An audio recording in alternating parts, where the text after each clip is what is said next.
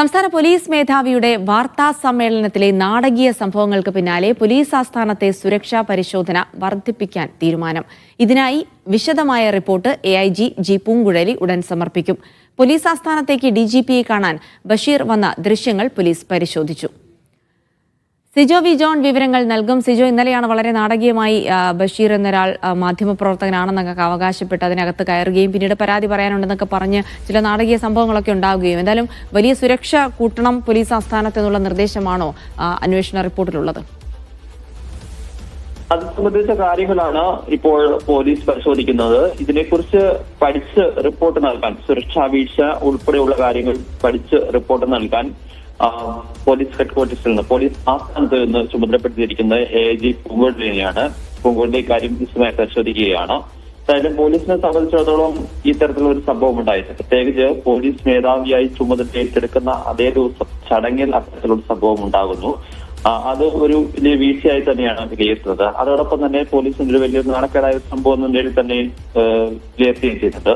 ഈ ഒരു സാഹചര്യത്തിലാണ് ഇത്തരത്തിൽ ആളുകൾ വരുമ്പോൾ അത് കൃത്യമായി പരിശോധിച്ചതിന് ശേഷം, പ്രത്യേകിച്ച് നമ്മൾ സെക്രട്ടേറിയറ്റിൽ ഉൾപ്പെടെയൊക്കെ ചെല്ലുമ്പോൾ അത് എന്ത് കാര്യത്തിനാണ് വരുന്നത് ഉൾപ്പെടെയുള്ള കാര്യങ്ങൾ ചോദിച്ച് കൃത്യമായി മനസ്സിലാക്കിയാണ് അവിടെ അകത്തോട്ട് പ്രവേശിക്കാൻ സാധിക്കുക.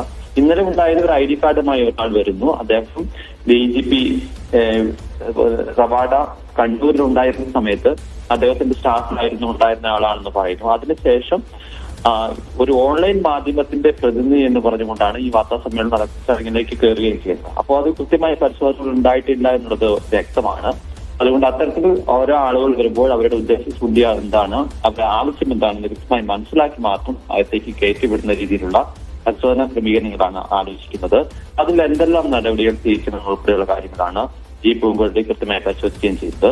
നമുക്ക് ലഭിക്കുന്ന വിവരം അനുസരിച്ച് ഇന്ന് അല്ലെങ്കിൽ നാളെ ഇതുമായി ബന്ധപ്പെട്ട് കൃത്യമായ റിപ്പോർട്ട് AIG പൂങ്കുഴലി പോലീസിന് കൈമാറുകയും ചെയ്യും.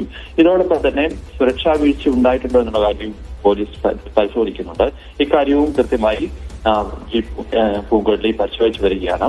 ഇന്നലെ ഉണ്ടായ സംഭവങ്ങൾ, പ്രത്യേകിച്ച് ബഷീർ ഇങ്ങോട്ട് ഈ പോലീസ് ഹെഡ്ക്വാർട്ടേഴ്സിലേക്ക് കയറി വരുന്ന സമയം പോലുള്ള ദൃശ്യങ്ങൾ കൃത്യമായി പരിശോധിച്ചിട്ടുണ്ട്.